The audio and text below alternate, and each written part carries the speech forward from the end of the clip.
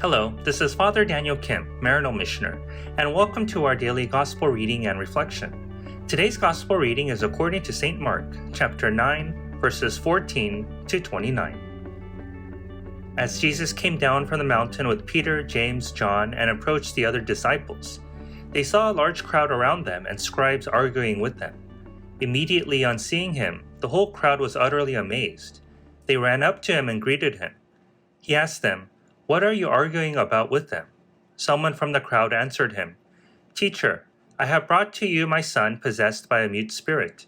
Whatever it seizes him, it throws him down. He foams at the mouth, grinds his teeth, and becomes rigid. I asked your disciples to drive it out, but they were unable to do so." He said to them in reply, "O faithless generation, how long will I be with you? How long will I endure you?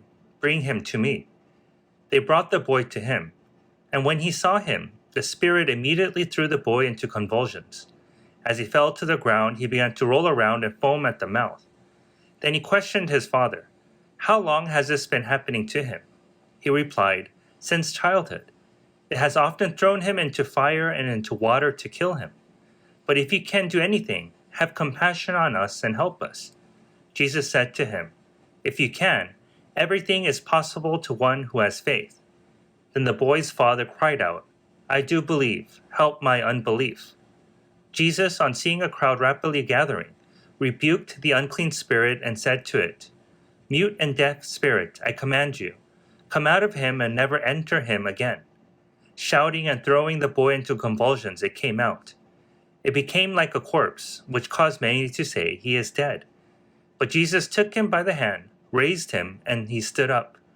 When he entered the house, his disciples asked him in private, "Why could we not drive the spirit out?"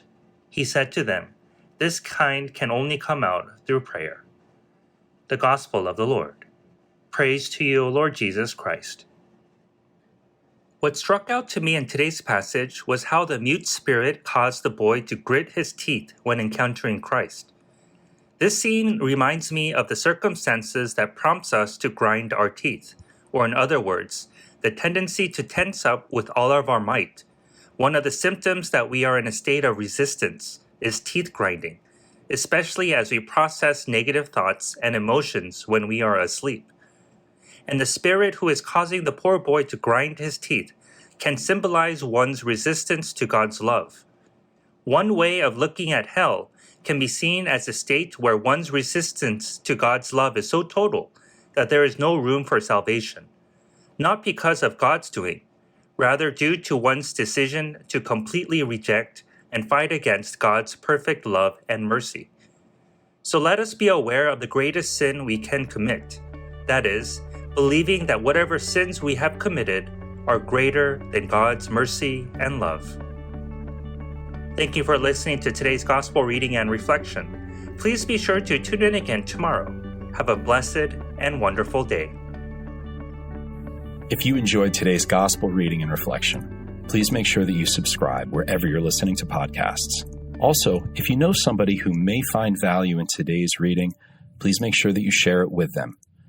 To learn more about how you can support the work that Maryknoll does around the world, please visit us at maryknollsociety.org. And if you're interested in subscribing to our online magazine, please feel free to visit us at maryknollmagazine.org.